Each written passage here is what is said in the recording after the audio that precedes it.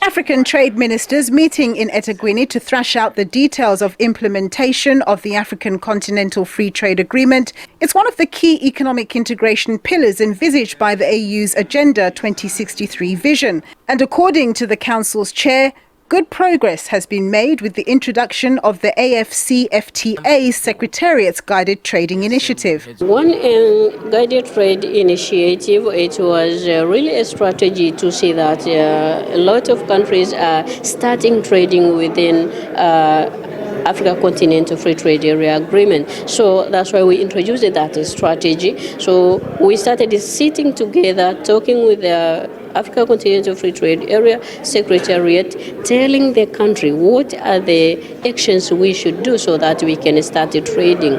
And for myself, I'm so proud of my own country, Tanzania. We started trading under a guided trade initiative, and the business is quite great between us. The African Trade Ministers Council chair raised the fact that much work needed to be done in improving member states' logistics to make intra-Africa trading that much smoother. However, with the political will being there to make the trade pact a success, it seems that the private sector as well as other groups are on board to support the trade initiative.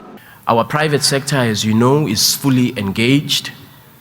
Private sector strategy that we developed, which you adopted, up and down the length and breadth of our continent, the private sector expresses a very, very strong commitment to work with you in the implementation of this agreement.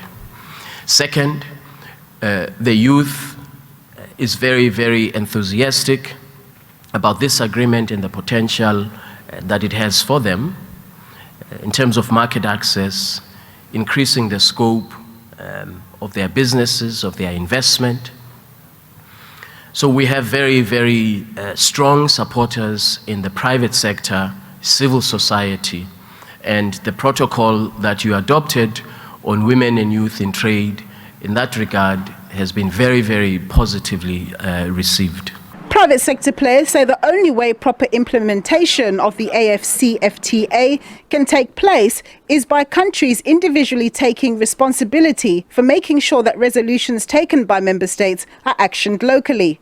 And so the first thing to deal with is to establish the implementation committee, the AFCFTA implementation committee in each of the countries, that we connect or liaise with the Secretariat in Ghana to ensure that the things that are resolved here, or the things that are being talked about here, are trickled down to the member states, in terms of implementation.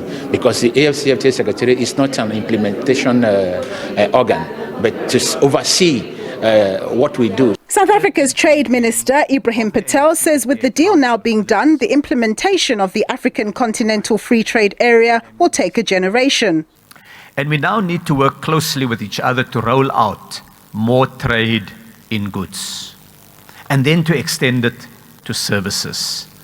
Tomorrow, the legal arrangements will commence that will bring SACU, the Southern African Customs Union, into the start of trade under the preferences, commencing initially with Lesotho, Eswatini and South Africa, to be followed soon by Botswana and Namibia.